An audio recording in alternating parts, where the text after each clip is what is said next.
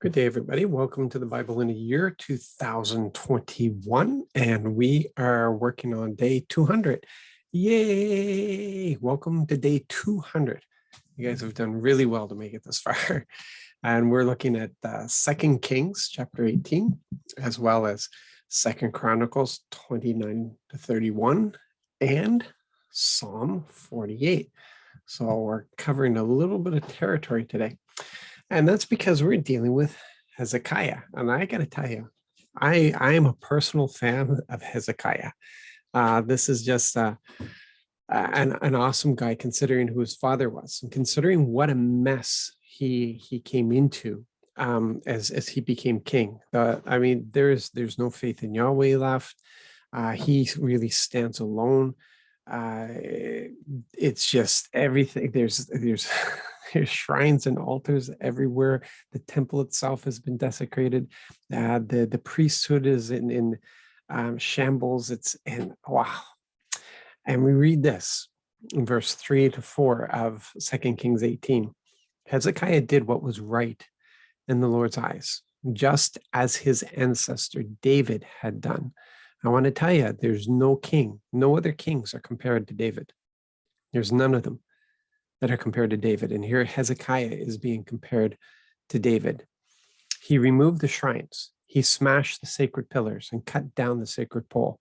He crushed the bronze snake that Moses had made. So it's not just the recent stuff that's going on, but it explains, because up to that point, the Israelites had been burning incense to it. The snake was named Nehashtan. So they had turned it into an idol. This is something way back, and you would think even just historically they would want to hold on to this, but no. Hezekiah says it goes, just because of what the people had turned it into. And then in verse 5 to 7 we read, Hezekiah trusted in the Lord, Israel's God. There was no one like him among all of Judah's kings, not before him and not after him. That is quite the statement. Now, understand, Judah's kings. Okay, so David was the king of a united empire. Samson was the king of a united empire. So talk about Judah's kings, the ones who came after Samson, and they're saying, Hezekiah is it, not before him, not after him. He clung to the Lord and never deviated from him. He clung to him. He kept the commandments that the Lord had commanded Moses. The Lord was with Hezekiah. He succeeded at everything he tried. He rebelled against Syria's king and wouldn't serve him. Now you got to remember, there's a whole faction in Judah, the ones who put Ahaz on the throne, who are they are for Assyria, and Hezekiah is standing alone for Yahweh and standing alone against Assyria, and against those people who were pro-Assyrian. This is quite the mouthful here describing Hezekiah, and it was because of him that what was going to befall Judah was delayed, because this really inspiring king came into power. But he does make mistakes. And we see here, he did what was customary, what was known at that time. So instead of leaning into Yahweh, instead of doing something like what Jehoshaphat did, with running to the Lord and saying, Lord, we need you to rescue us in this, Hezekiah did what was traditionally done. Assyria has gone in and has conquered the northern kingdom, has exiled the northern kingdom, and his sights is now on Jerusalem. And he's come into Judah.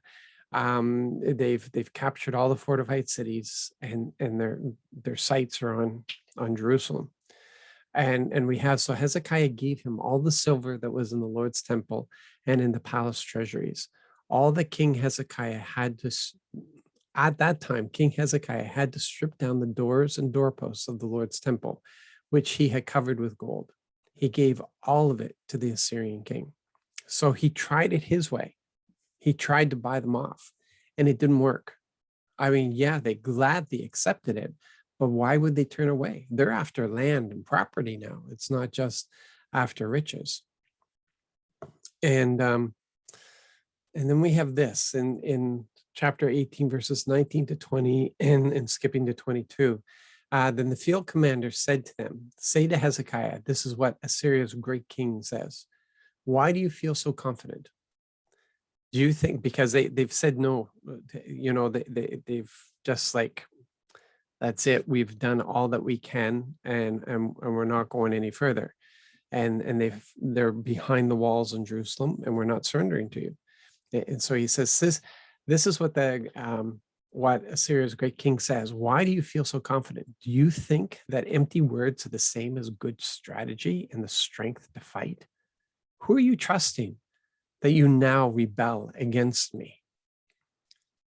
And then we read, now suppose you say to me, we trust in the Lord our God. Isn't he the one whose shrines and altars Hezekiah removed, telling Judah and Jerusalem, you must worship before this altar in Jerusalem? So Assyria has partial knowledge, not full knowledge. They don't understand what Hezekiah has done, and they're seeing the destruction of, or hearing, they're getting reports back from their spies about what he has done with the shrines and everything. And they think that's part of, Israel or Judah's worship. But just the seeds of doubt that is trying to be planted here. And he talks about how every god has fallen before them, and no god can stand up against the god of the Assyrians. And so we find him trying to discourage the people. And so we find in verse 29-30, this is what the king says. Don't let Hezekiah lie to you. This is what he's shouting to the people. He won't be able to rescue you from the power of Assyria's king. Don't let Hezekiah persuade you to trust the Lord by saying the Lord will certainly rescue us. This city won't be handed over to Assyria's king. So the spies have been doing a great job in reporting back to them exactly what Hezekiah has been saying to the people. But look at the respect that the people have for Hezekiah. We're gonna understand that in a moment when we look at the details that we find in Chronicles about this, about everything that Hezekiah did. But here we see that respect demonstrated. But the people kept quiet and didn't answer him with a single word, because King Hezekiah's command was, don't answer him. That's respect. So now let's just look at some of the details here, so we can better understand the significance of Hezekiah. In 2 Chronicles 29, 8-11, we see Hezekiah's intention here. So he's speaking as he's coming in. He's giving the speech, and he says, "This angered the Lord so much that he made Judah and Jerusalem an object of terror and horror, something people hiss at, as you can see with your own eyes." So he's talking about everything, all the rebellion that the northern kingdom and the southern kingdom have done to rebel against him, and because of it, they've just become a stench. They become weak. They become fodder for anybody. That's what he's saying them. And he continues, that's why our ancestors died violent deaths while our sons and daughters and wives were taken captive. But now I intend to make a covenant with the Lord, Israel's God. So God will no longer be angry with us. Don't be careless, my sons. The Lord has chosen you to stand in his presence to serve him, so that you can be his servants and burn incense to him. So he's talking to the priests and the Levites here. He's telling them why they need to get on board. Look at our history, look at what's happened, look at the condition of everything, and understand it's because we abandoned Yahweh. And so we've lost his blessings. But let's turn to him now. And you guys, you're the privileged ones. You get to stand in his presence. Yeah, he knew how to motivate. Um, and so they clean everything up. They cleanse the whole temple. They put everything back in order. They return the Yahweh worship, the sacrifices, everything. They get it all in order. And as soon as they do, we find Hezekiah calling them to celebrate the Passover. And it's been a very, very long time since the Passover has been celebrated.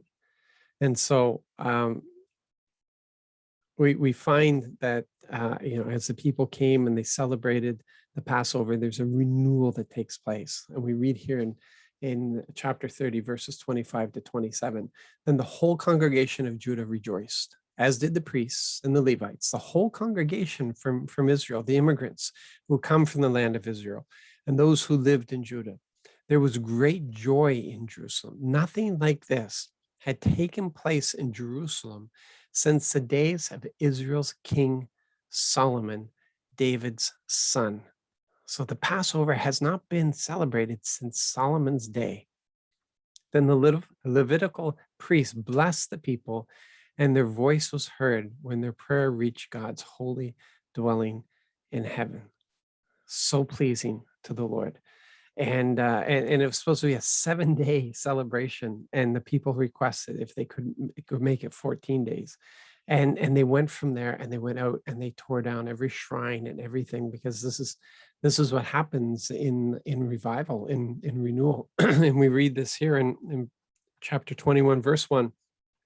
When all these things were finished, all of the Israelites who were present went out to the cities of Judah, smashed the sacred pillars, cut down the sacred poles, and completely destroyed the shrines and altars throughout Judah, as well as Benjamin, Ephraim, and Manasseh. Then all the Israelites returned to their individual homes in their own cities. So, true revival, when you're ready to get rid of things that you know are offensive. So there's another sign of true renewal, and it's called generosity. Generosity, in verses 9 and 10. When Hezekiah asked the priests and Levites about the piles, because there was piles and piles of food, grain, all that kind of stuff that had been brought in, that people had brought in for their offerings and such. So when Hezekiah asked the priests and Levites about the piles, the chief priest, Azariah, who was from Zadok's family, answered, "Ever since the people started bringing contributions to the Lord's temple, we've had enough to eat with plenty to spare. The Lord has definitely blessed his people. There's a lot left over." So they had to build storehouses to store all this away. So there was prosperity returning to the land because of the return of the worship of Yahweh. And we see that there's nothing at all fake about Hezekiah. Nothing is put on. In verse 21, everything that Hezekiah began to do for the service of God's temple, whether by the instruction or the commands, in order to seek his God, he did successfully and with all his heart. So another David is what we see. And just here in Psalm 48, 8 to 10, just a glimpse of this. In just highlighting, just like we heard. So just like we heard, okay, just like we heard. So this is what we heard from our parents and our grandparents. This is what has been passed down from our ancestors. This is what we heard it was like. So just like we had heard, now we've seen. Just like we had heard, now we've seen it for ourselves. In the city of the Lord of heavenly forces, in the city of our God. May God make it secure forever. We dwell on your faithful love, God, in your temple. Your praise, God, just like your reputation, extends to the far corners of the earth. Your strong hand is filled with righteousness. And this is just an example of the praise and the worship that is found in this psalm, this great celebration from this renewal. And there's things here for us to take away. Just what renewal looks like. What is renewal about? It's not about we focus upon numbers of people coming into the church. It's not. It's about the hearts of the people towards our Father, is what it is. It's about wholehearted passion to serve Him as we've been called to, as He put in order. It's coming into alignment with Him with all of our heart.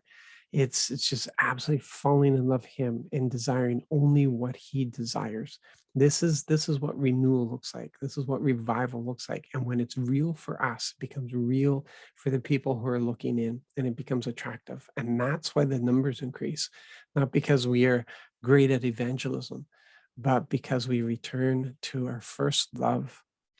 And in loving God, loving each other is just second nature. Okay, so I leave that with you. You guys be blessed, be encouraged, and have a great day. We will catch up together tomorrow. God bless.